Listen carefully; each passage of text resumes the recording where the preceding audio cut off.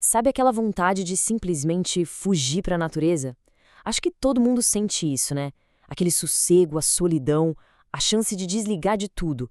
É essa busca por paz que leva a gente para os lugares mais isolados do mundo. Só que essa paz toda pode acabar num piscar de olhos. E é exatamente nesse momento que a gente vai mergulhar agora. Aquele instante em que a solidão vira uma presença estranha.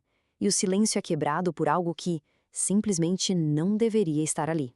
Bom, vamos lá. A nossa primeira história é sobre aquele medo visceral, sabe? O medo do que não dá pra ver, aquela agonia de sentir que tem alguém te olhando quando não tem ninguém por perto.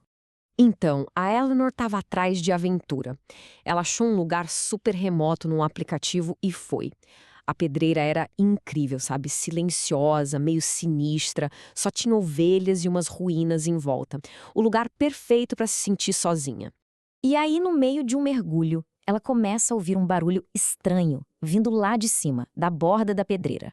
Um som ritmado, quase mecânico. Com certeza não era bicho. A primeira coisa que ela pensou, claro, foi: deve ser outro campista. Mas o som não parava. Era irregular, esquisito, não se encaixava em nada ali. Depois, já em segurança, a Eleanor ficou pensando naquilo. Ela descreveu uma sensação horrível, opressiva de estar sendo vigiada o tempo todo. Aquele instinto primitivo de que ela era a presa. E a parte mais arrepiante de todas era exatamente a mesma sensação que ela teve em outro lugar, uma mina mal assombrada onde ela jurou que nunca mais ia botar os pés.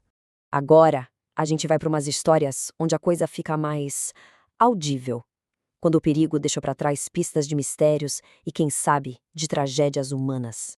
Imagina só a cena, uma tarde tranquila, pescando no rio, tudo em paz. De repente, perto da base de uma ponte, um som quebra o silêncio da natureza de um jeito que gela a espinha. O que deixa essa história tão perturbadora é a sequência dos fatos. Primeiro, gritos desesperados. Aí ele grita de volta, oferecendo ajuda. Então, silêncio. Absoluto. Instantâneo. Parecia que alguém tinha sido calado no exato momento em que notaram que ele estava lá.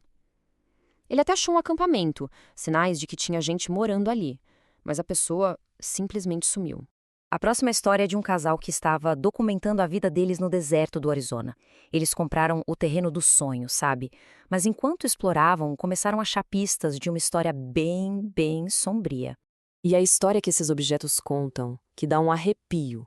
Tudo começou com umas moedas, beleza, uma curiosidade. Mas aí, um sapatinho de criança, o coração já aperta, né? Depois uma mochila infantil toda rasgada, a gente já começa a imaginar o pior.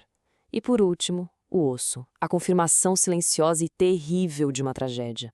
Cada nova descoberta era um passo mais fundo num pesadelo. O contexto aqui é tudo. Aquela área é conhecida por ser uma rota de travessia perigosíssima para migrantes.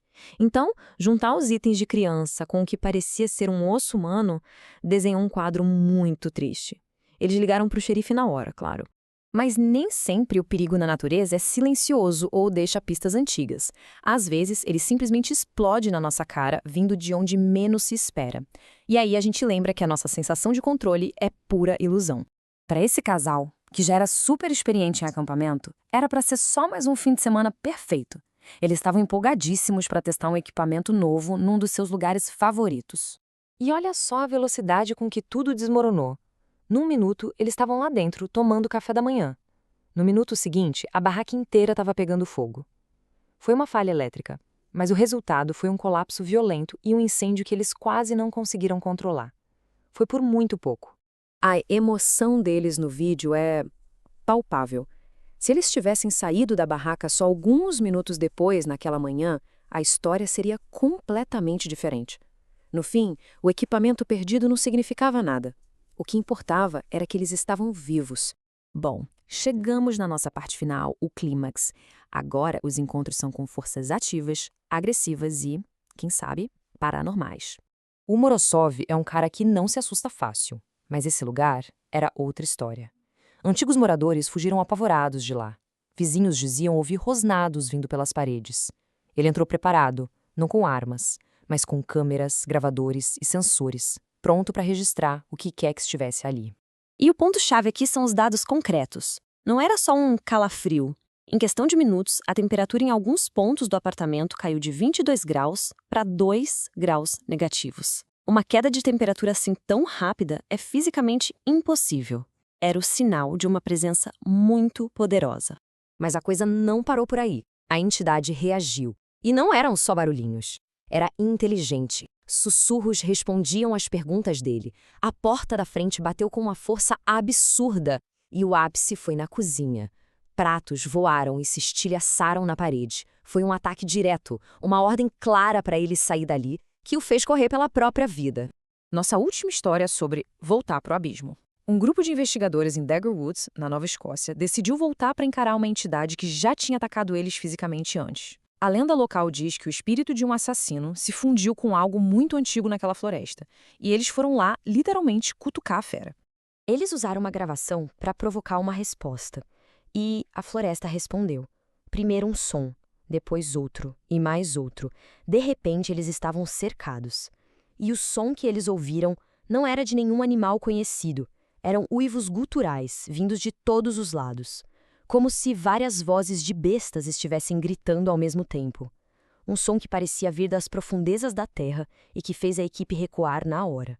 Seja um som que não deveria existir, um silêncio repentino e suspeito, ou as chamas devorando seu abrigo, todas essas histórias nos levam para o mesmo lugar.